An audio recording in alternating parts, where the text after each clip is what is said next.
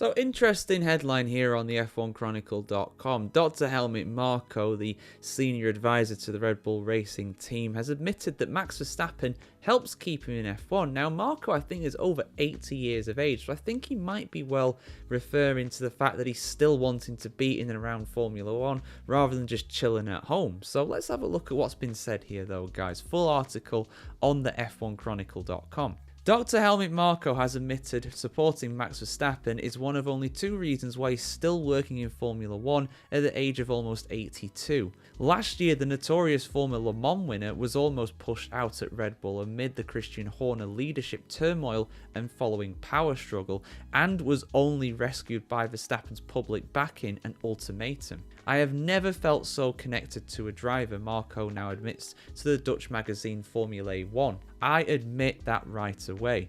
The interviewer went so far as to characterise Marko as Verstappen's second father. You won't admit... Sorry, I'm just imagining Jos and Marko in a relationship together. You won't hear me say that, the Austrian. Fair enough. What I do know is the first time I had serious conversations with Max, he was 13 years old. Normally I talk to a driver for 10 to 15 minutes. With Max, it was more than an hour. Years later, even though Marko admits he was humbled by Verstappen's intervention to keep him at Red Bull, I still do this job for only 2 reasons. One is Max, and the other is to preserve the spirit of Red Bull and Dietrich Mateschitz in the racing team. At least that is what I try to do, because there is no one who can really replace Mateschitz. As for Max, he is a great talent and a special person. He is everything Red Bull stands for. The boss always said, "We don't buy stars, we make stars." Max is the perfect example of that. Direct, approachable, and a great sportsman. It is wonderful to work with someone like that,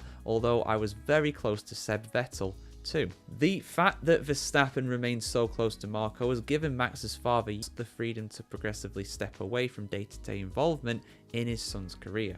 For instance, in 2025, Verstappen Sr. has revealed that he has plans to take part in 19 or 20 rallying events, all the BRC rallies, all the ERC rallies, the Rally E International du Valais, and a historic rally in Sweden. He smiled to the Opti Rally Coffee podcast. I think I actually nailed that, to be fair.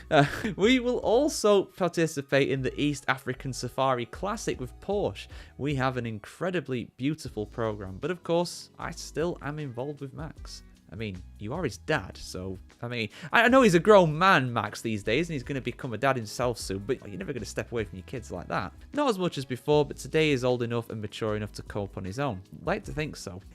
Man's 27. According to the Telegraph, and then again, not all 27-year-olds are ready for the real world, trust me, I've known a few.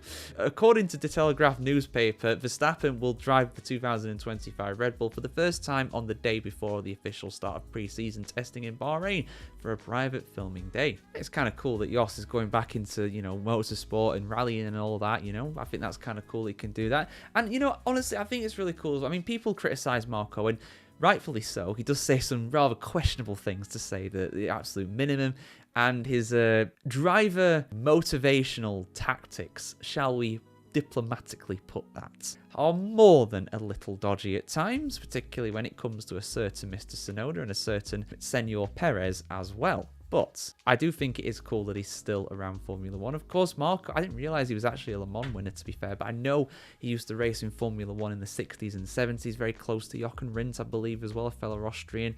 Rest in peace, Jochen, one of the true greats of Formula 1 that we never really saw the best out of. Yeah, he dominated in 1970, but of course we know what happened towards the end of the 1970 season. I definitely think he could have got more championships. That's a discussion for a different day. One I've already had, actually, in the best single champions tier list I did quite some time ago. So check that out if you've not already, of course. But yeah, I mean, I think it's cool that, Marko's still working in Formula 1 at over 80 years of age. Now, obviously, I'm a long way off to getting to his age. I'm over 50 years younger than him. At the end of the day, I do think it's positive that older people don't retire and they still do things that they love. And before anybody says anything, no, I'm not advocating for people to work forever, right? No, if people want to chill out and relax in the retirement, do it, man. Or woman, you've been there for 50 years, you've worked your absolute socks off, you can do what you want now, right? No problem at all with that. But I do think there is a kind of philosophy when it comes to people living longer.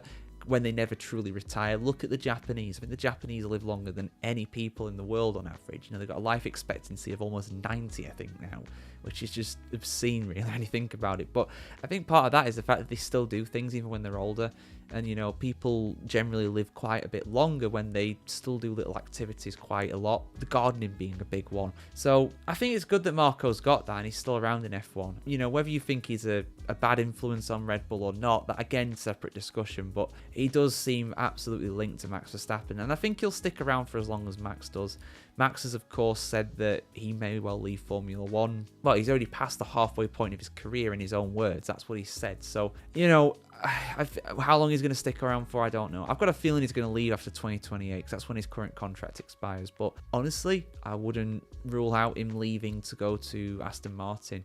But would he bring Marko with him? Man, Helmut Marko against Lawrence Stroll at Aston Martin. Or imagine if he goes to Mercedes, Helmut Marko against Toto Wolff.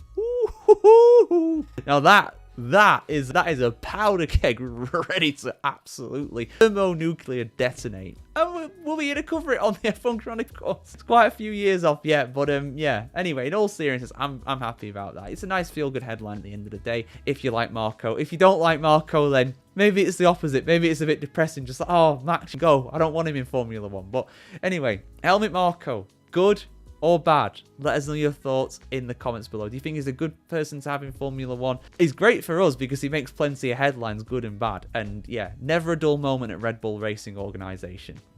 No doubt about that. Your thoughts in the comments below, guys. And for much more content on the world of Formula 1, including news pieces, opinion pieces, everything in between, keep it tuned here. Like, share, comment, subscribe as always. Have a great day. Have a great week. See you very soon.